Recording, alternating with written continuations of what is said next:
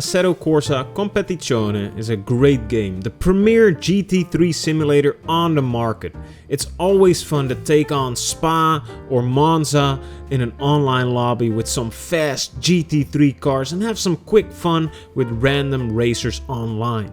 But are you also aware of this little known fact that ACC has got other cars and tracks as well? Holy moly! They've got GT2s, GT4s, Porsche Cup cars, Super Trofeos and even BMWs. Now, all jokes aside, these cars aren't being driven a lot in an online setting, and I think that is a shame because Kunos has done their absolute best to craft meticulous automobiles, and they've just sat there in the garage hoping to be used one day. The same goes for a lot of the tracks. Hardly any other tracks than Spa, Monza or the Nürburgring are used in random online lobbies. And I get that people love to drive in cars they're familiar with and on tracks that they know like the back of their hand. But I think this situation is indicative of some other problems as well. The biggest problem I see is that a lot of quality cars and tracks are part of DLCs. I have a feeling, which is based on no real research at all, that this fragments the player base quite a bit and causes a downward spiral in terms of racing diversity. This fragmentation discourages anyone from setting up a GT4 race on Watkins Glen, for example, because people would need 2 DLCs to even get into the lobby, and then the racing is still a bit of a gamble. To Kunos' credit, there is one comprehensive bundle to buy on Steam for €70, which includes the base game and 6 DLCs. But I don't think many people will buy this package, especially if they're new to the game, because they do not know what is in the bundle and if they're even gonna need it.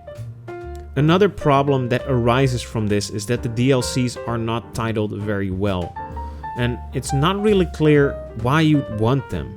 Let's take one of the worst examples of this, the 2020 GT World Challenge pack. Now this pack adds Imola to the game. Oh, I love that track, great track, love it to death. But this DLC also adds some fairly outdated content in 2024.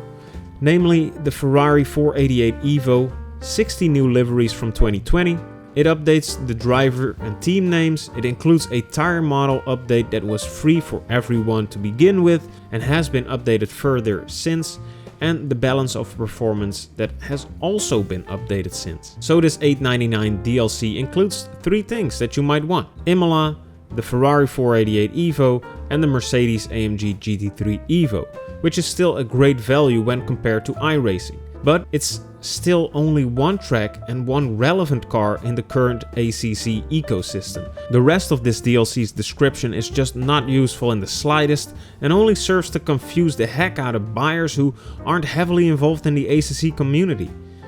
ACC is weird in that it is the flagship GT racing / SRO game, but the base game does not include the most recent Ferrari, the most recent Mercedes or Porsche, Audi or Lambo. And I've got a hunch that GT World Challenge fans who have seen these GT cars on TV or in real life might want to race them in the game that is promoted on all the cars. But if they only buy the base game, they cannot do that, except if they like Valentino Rossi and his BMW M4, which is probably still a lot of people. Because of all this, I think that all the DLC content should be repackaged into the main game. They should start fresh, especially with the 2024 season around the corner and the Nordschleife on its way. People who want to dip their toes in ACC should be excited to race and welcomed nicely into the world of sim racing. Instead, it's more likely that people get confused with the amount of extracurricular content there is.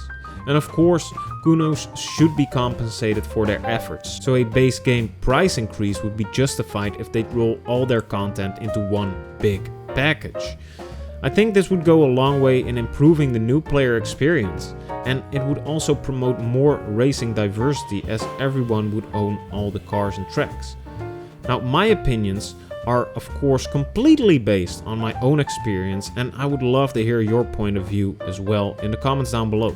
Anyway, I would like to thank you for watching up until the end, and I hope to see you in the next video. And remember, I love you guys. Mwah!